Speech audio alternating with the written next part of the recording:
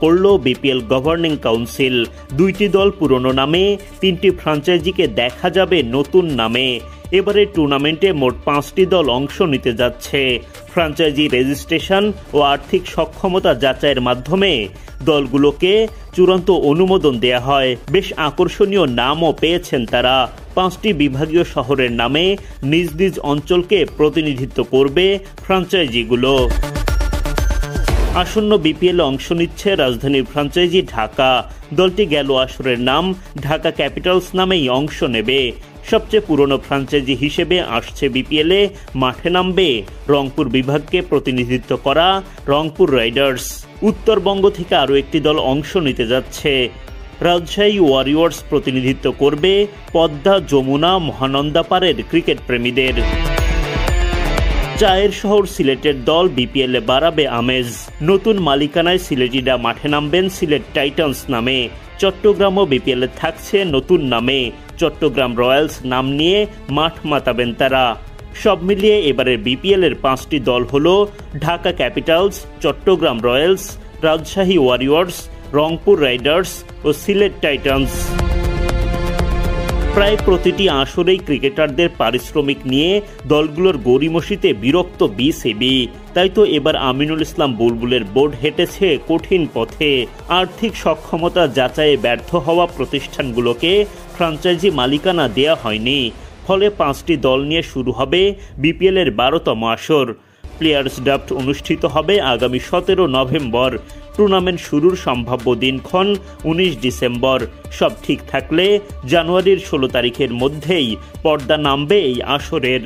দেশের 5 অঞ্চলের 5টি দলের মধ্যে জমজমাট লড়াই দেখার অপেক্ষায় ক্রিকেট ভক্তরা।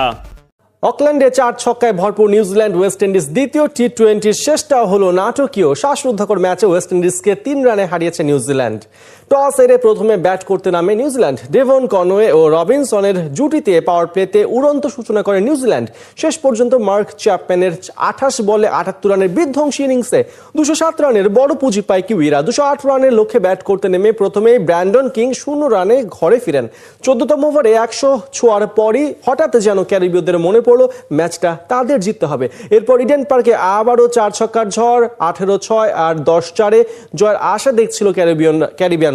শেষ বলে ম্যাথু ফোর্ড ছক্কা মারলেই অবিশ্বাস্য এক জয় পেত ওয়েস্ট ইন্ডিজ।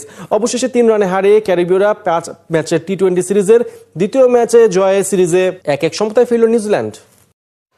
বিরাট কোহলিকে সর্বকালের সেরা ওয়ানডে খেলোয়াড় বললেন অস্ট্রেলিয়ার বিশ্বকাপ জয়ী অধিনায়ক স্টিভ ওয়াহ। তার মতে রোহিত কোহলির খেলা দেখতে মুখিয়ে থাকে সবাই।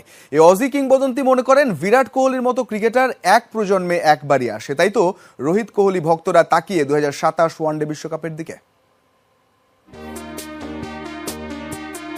2023 সালের 5 নভেম্বর নিজের জন্মদিনে ঐতিহাসিক ইডেন গার্ডেন্সে ওয়ানডেতে সচিন টেন্ডুলকারের সমান 49তম সেঞ্চুরি হাঁকান বিরাট কোহলি। সচিনের রেকর্ড যদি কেউ ভাঙতে পারে সেটা কোহলি। এই আলোচনা তারও অনেক আগে থেকেই খোরাক জুগিয়েছে ক্রিকেট বোদ্ধাদের। সচিনের 49 পেরিয়ে ওয়ানডেতে কোহলির সেঞ্চুরি এখন 51টি। টেস্টে 51 সেঞ্চুরি নিয়ে ধরাছোঁয়ার বাইরে সচিন। আর 33 সেঞ্চুরির পর সাদা পোশাককে বিদায় বলেছেন বিরাট।